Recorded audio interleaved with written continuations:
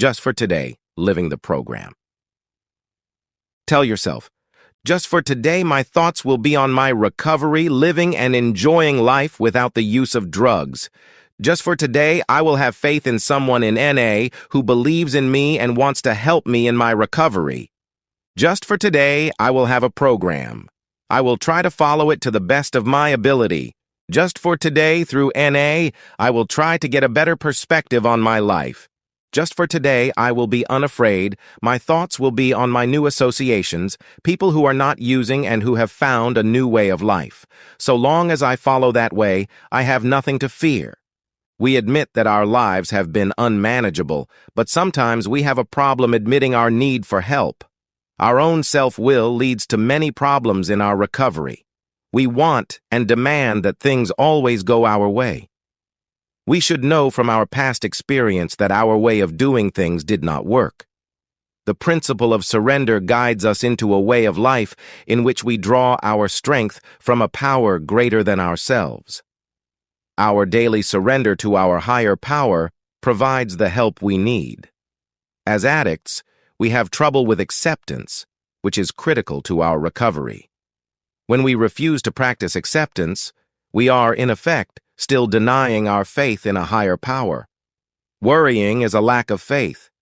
Surrendering our will puts us in contact with a higher power who fills the empty place inside that nothing could ever fill. We learn to trust God for help daily. Living just for today relieves the burden of the past and the fear of the future. We learn to take whatever actions are necessary and to leave the results in the hands of our higher power. The Narcotics Anonymous program is spiritual. We strongly suggest that members make an attempt to find a higher power of their understanding. Some of us have profound spiritual experiences, dramatic and inspirational in nature. For others, the awakening is more subtle. We recover in an atmosphere of acceptance and respect for one another's beliefs. We try to avoid the self-deception of arrogance and self-righteousness. As we develop faith in our daily lives, we find that our higher power supplies us with the strength and guidance that we need. Each of us is free to work out our own concept of a higher power. Many of us were suspicious and skeptical because of disappointments that we have had with religion. As new members, the talk of God we heard in meetings repelled us. Until we sought our own answers in this area, we were trapped in the ideas gathered from our past. Agnostics and atheists sometimes start by just talking to whatever's there. There is a spirit or an energy that can be felt in the meetings. This is sometimes the newcomer's first concept of a higher power. Ideas from the past are often incomplete and unsatisfactory. Everything we know is subject to revision, especially what we know about the truth. We reevaluate our old ideas so we can become acquainted with the new ideas that lead to a new way of life.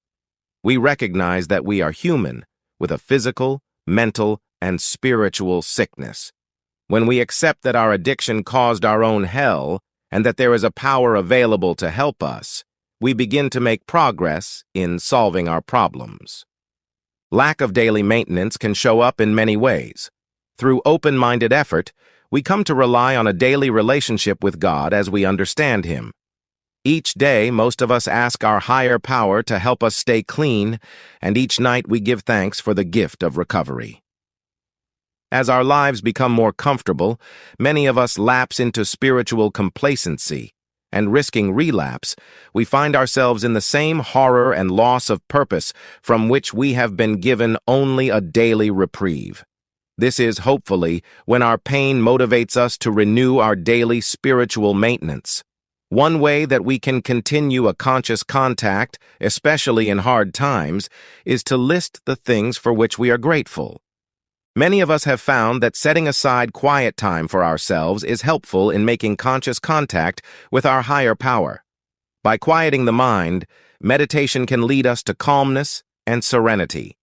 This quieting of the mind can be done in any place, time, or manner, according to the individual. Our higher power is accessible to us at all times. We receive guidance when we ask for knowledge of God's will for us.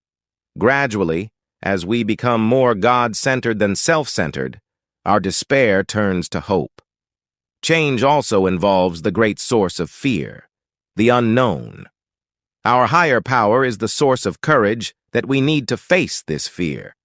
Some things we must accept, others we can change. The wisdom to know the difference comes with growth in our spiritual program. If we maintain our spiritual condition daily, we find it easier to deal with the pain and confusion.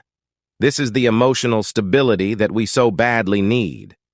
With the help of our higher power, we never have to use again. Any clean addict is a miracle. We keep this miracle alive in ongoing recovery with positive attitudes.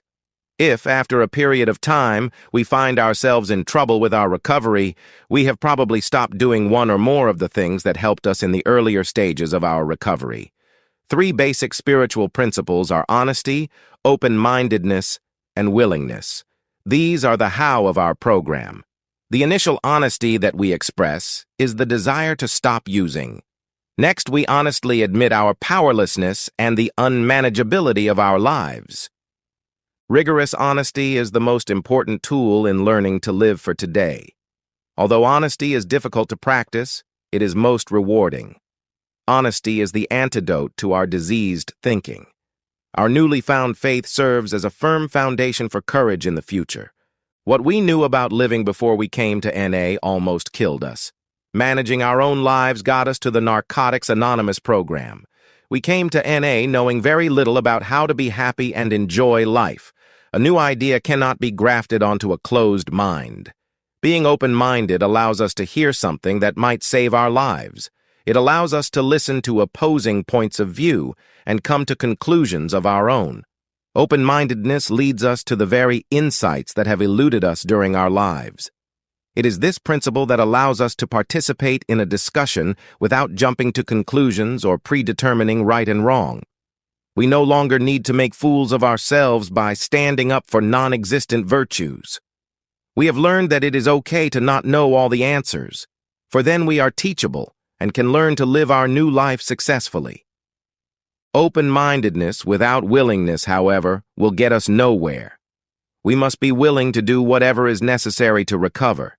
We never know when the time will come when we must put forth all the effort and strength we have just to stay clean. Honesty, open-mindedness, and willingness work hand in hand. The lack of one of these principles in our personal program can lead to relapse and will certainly make recovery difficult and painful when it could be simple.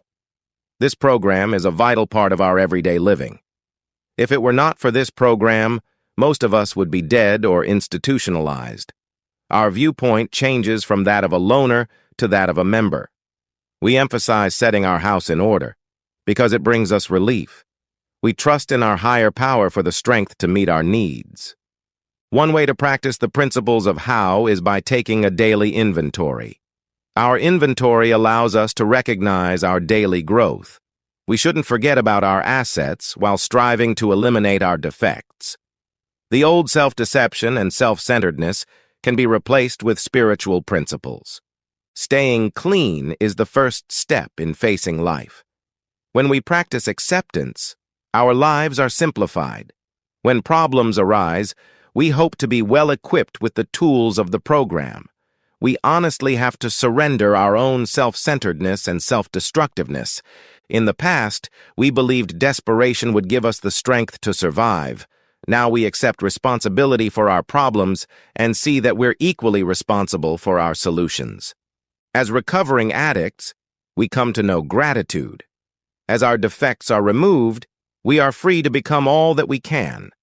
We emerge as new individuals with an awareness of ourselves and the ability to take our places in the world. In living the steps, we begin to let go of our self-obsession. We ask a higher power to remove our fear of facing ourselves and life.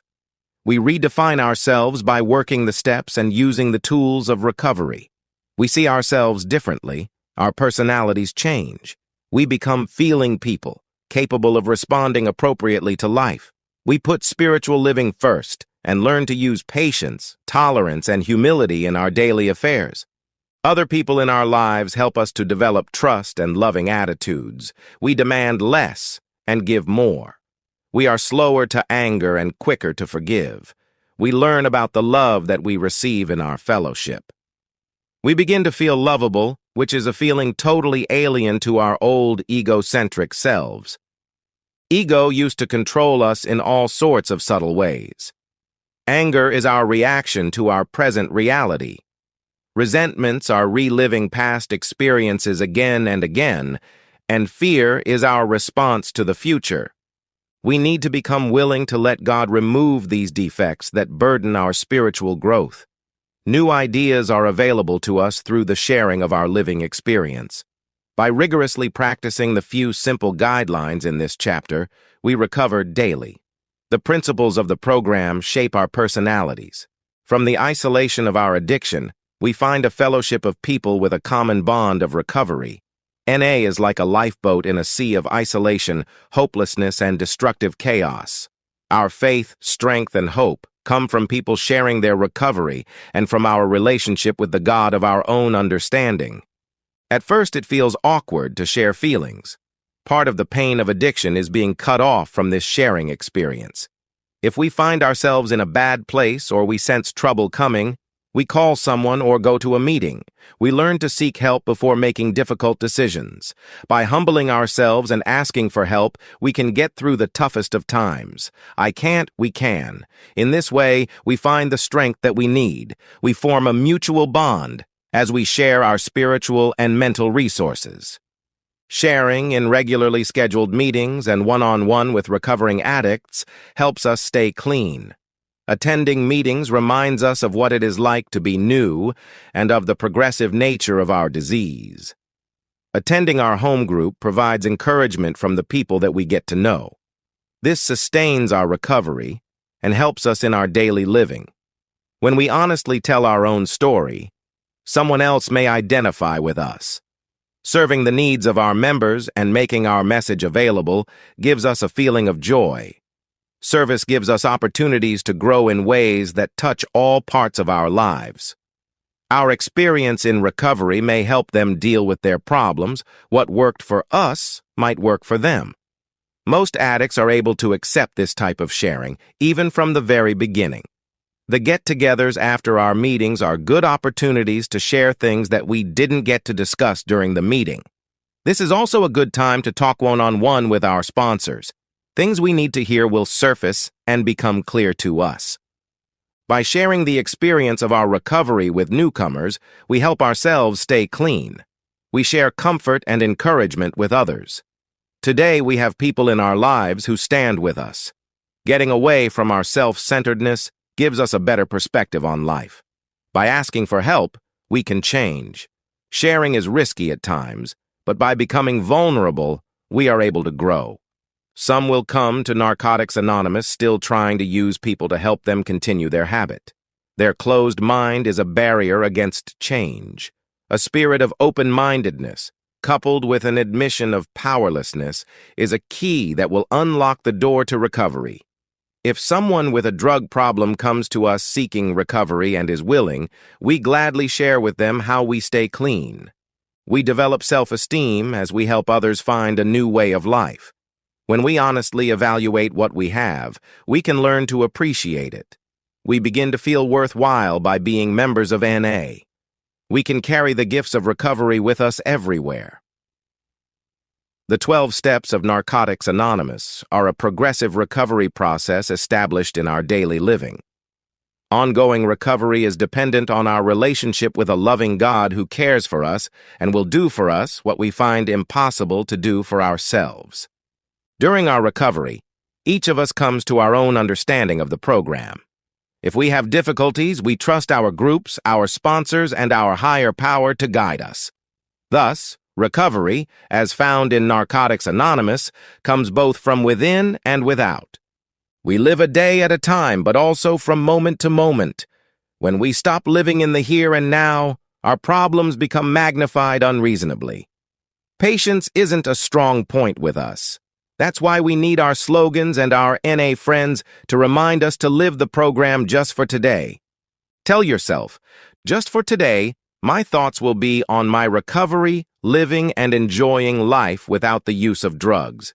Just for today, I will have faith in someone in NA who believes in me and wants to help me in my recovery. Just for today, I will have a program. I will try to follow it to the best of my ability. Just for today, through NA, I will try to get a better perspective on my life.